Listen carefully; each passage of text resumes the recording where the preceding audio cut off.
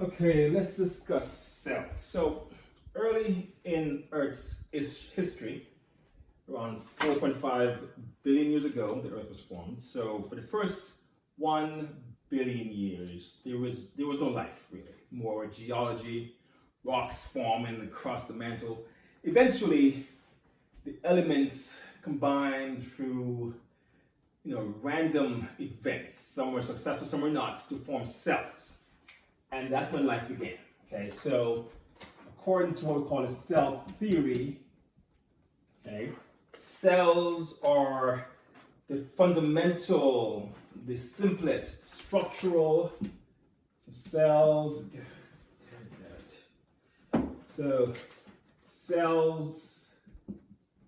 are the simplest structural and functional unit of life. I mean, as cells die, you die. Cells live, you live.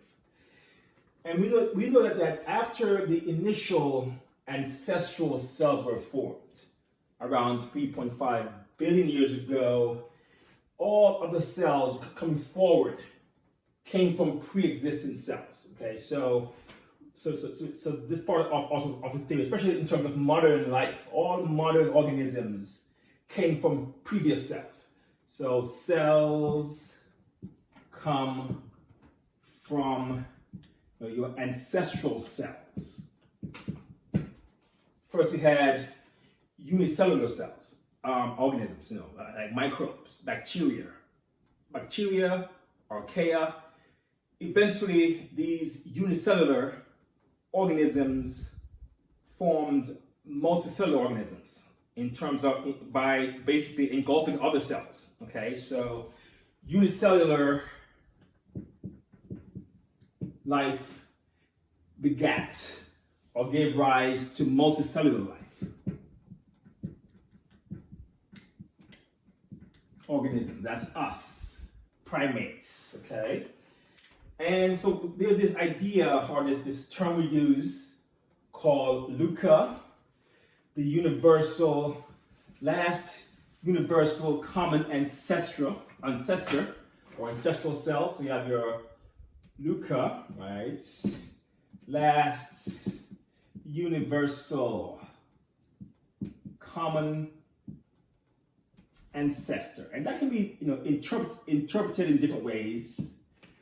For these purposes, we can say the LUCA, for us human beings, at some point, multicellular organisms probably started first in water, came on land, eventually we got to primates. Okay, so primates around 65 million years ago, after the dinosaurs died off. That's when primates came about. And so then primates eventually split into the humans or the Homo group, and I think apes of some sort, okay, around 10 to 7 million years ago.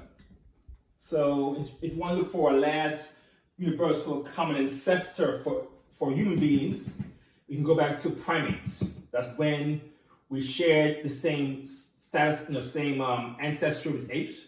We can go back further and further and further. So this LUCA can be analyzed at different stages depending on what ancestral lineage you're looking for. But we can really trace all multicellular life back to unicellular life, way back when, probably 3.5 billion years ago, when you had the first cells were formed. Okay, so given that, this is the reason why even today, cells of, say, a modern person like me is still very identical to cells that came from cells from way back 3 billion years ago.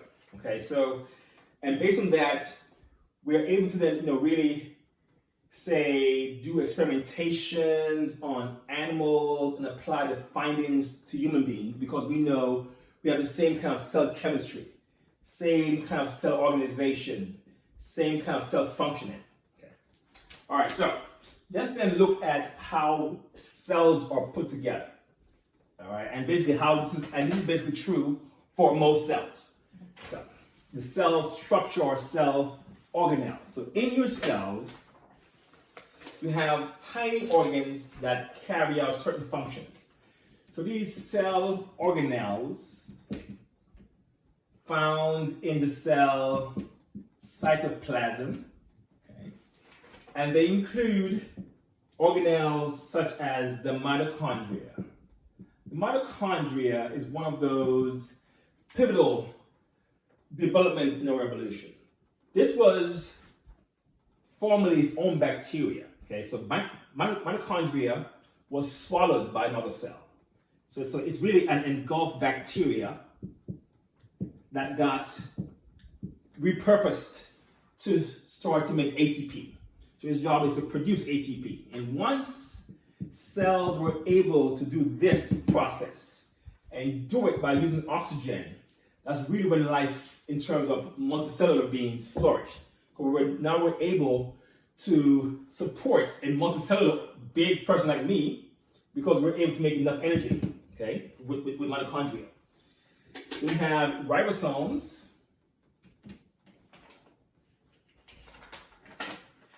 I'm going to pen that right.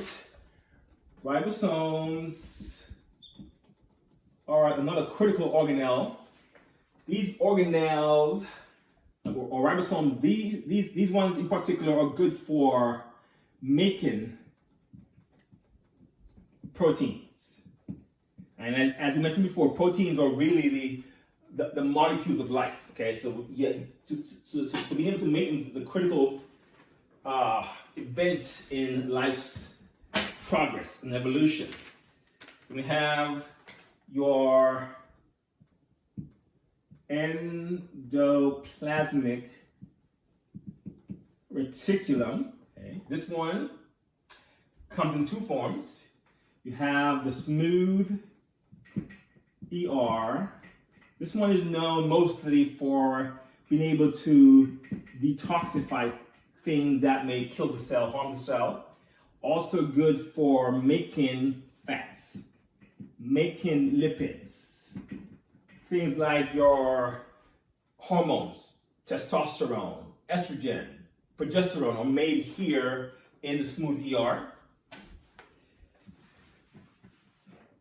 We have also, there's another version of the ER called the rough ER.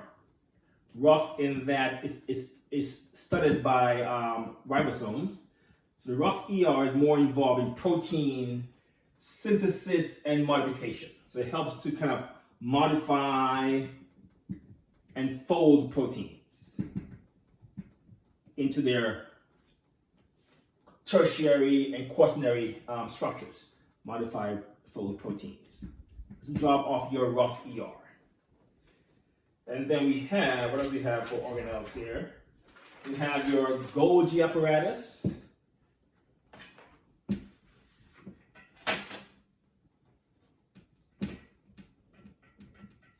Golgi apparatus. I'm gonna pen the rest eventually. Golgi apparatus here. It's there to package and sort things, especially proteins. Once your proteins are made by your ribosomes, channeled through the ER, they eventually get to the Golgi apparatus where they are packaged, tagged, sorted, and shipped to their different destinations. So that's the job of the Golgi apparatus: package, sort, and ship proteins to the destinations. We have smaller organelles. We have what we call your lysosomes. These organelles contain what we call digestive enzymes that can kill things, used to destroy unwanted material or pathogens inside the cell. Like your garbage disposal, the lysosomes. And then you have your peroxisomes. These are organelles that can engage in reactions to modify the chemistry of the cell. So peroxisomes.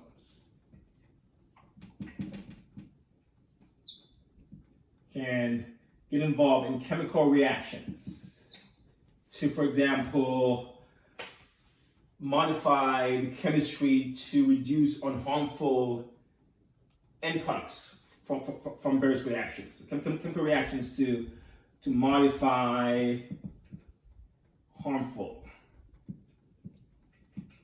chemistry. Okay. All right, so we covered the cell theory, we covered the organelles inside cells, and next we're going to go and look at the cell membrane. So we'll pause right here.